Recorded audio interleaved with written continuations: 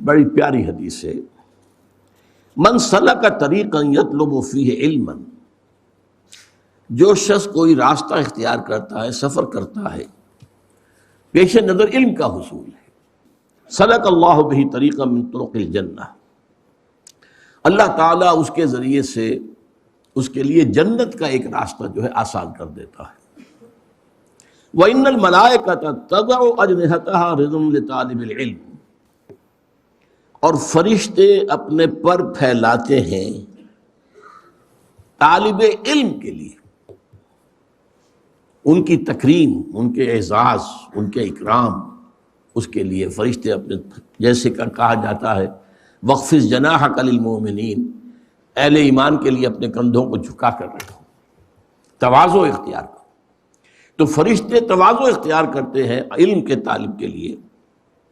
وَإِنَّ الْعَالِمَ يَسْتَغْفِرُ لَهُ مَنْ فِي السَّمَاوَاتِ وَمَنْ فِي الْأَرْضِ، اور جو بھی عالم اس کے لیے استغفار کرتے ہیں وہ سب جو آسمانوں میں ہیں اور جو زمین میں ہیں۔ وَالْحِيتَانُ فِي جَوْفِ الْمَاءِ، یہاں تک کہ جو مچھلیاں ہیں پانی کے اندر۔ وَإِنَّ فَضْلَ الْعَالِمِ عَلَى الْعَابِدِ، اور یقیناً کسی عالم کی فضیلت عابد پر اتنی ہی فضیلت ہے جتنی کہ 14ویں شب کے چاند کو باقی تمام ستاروں پر فضیلت حاصل ہے۔ 14ویں کا چاند جیسے دمکتا ہے، چمکتا ہے، باقی ستاروں پر اس کا نور جو ہے غالب آ جاتا ہے۔ وَإِنَّ الْعُلَمَاءَ وَرَثَةُ الْأَنبِيَاءِ، اور یقیناً علماء جو ہیں وہ تو انبیاء کے وارث ہیں۔ وَإِنَّ الْأَنبِيَاءَ لَمْ يُوَرِّثُوا دِینَارًا وَلَا دِرْہَمًا، اور نبیوں نے کبھی دینار اور درہم کی وراثت نہیں چھوڑی۔ چنانچہ حدیث موجود ہے، نحن معشر الانبیاء لا نرث ولا نورث، ہم جو انبیاء کی جماعت ہیں نہ ہمیں وراثت ملتی ہے نہ ہماری کوئی وراثت تقسیم ہوتی ہے، وراثت کا کوئی سوال ہی نہیں، دنیا کے مال کا معاملہ ہی نہیں۔ وَإِنَّمَا وَرَّثُوا عِلْمًا فَمَنْ أَخَذَهُ أَخَذَ بِحَظٍّ وَافِرٍ، ان کی وراثت تو علم ہے۔ وَإِنَّمَا وَرَّثُوا عِلْمًا فَمَنْ أَخَذَهُ أَخَذَ بِحَظٍّ وَافِرٍ، جس نے وہ علم حاصل کر لیا گویا کہ اس نے بہت بڑی خوشبختی کے ساتھ جو ہے انبیاء کی وراثت حاصل کر لی۔ وراثت انبیاء کیا ہے؟ علم ہے، دولت نہیں ہے، سونا نہیں ہے، چاندی نہیں ہے، جائیداد نہیں ہے، کچھ نہیں، علم، یہ وراثت انبیاء ہے۔ مسند احمد، جامع ترمذی، سنن ابی داود، سنن ابن ماجہ، سنن دارمی، ان سب نے روایت کیا ہے حضرت ابو الدرداء رضی اللہ تعالی عنہ سے۔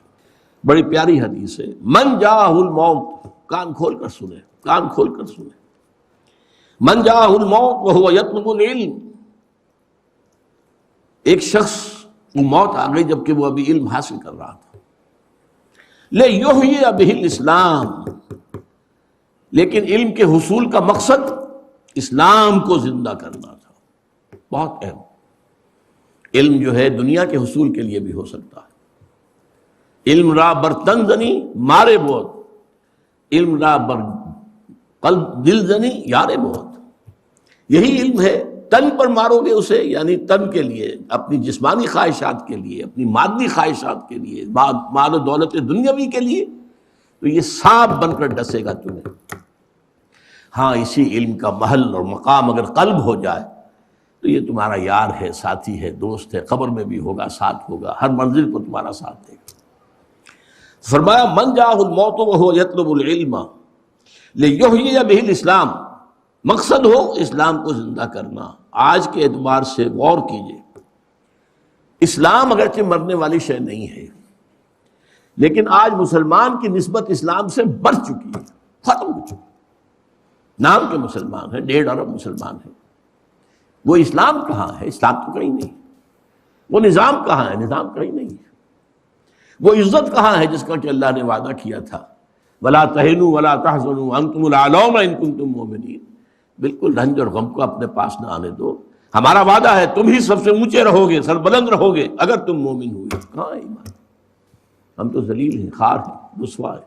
لیحیی بہ الاسلام فبینہ وبین النبیین درجۃ واحدۃ فی الجنہ، اب وہ شخص ہے جو دین کا علم حاصل کر رہا ہے، پھر نوٹ کیجئے اسلام کو زندہ کرنے کے لیے، اسلام کو ایک نظام حیات کی حیثیت سے دنیا میں دوبارہ تازہ کرنے، قائم کرنے کے لیے، اب اسے موت آ گئی.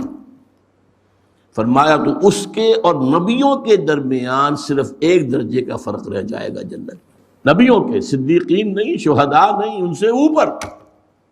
فَبَيْنَهُ وَبَيْنَ النَّبِيِّينَ دَرَجَةٌ وَاحِدَةٌ فِي الْجَنَّةِ، تو اس کے اور نبیوں کے درمیان جنت میں صرف ایک درجے کا فرق.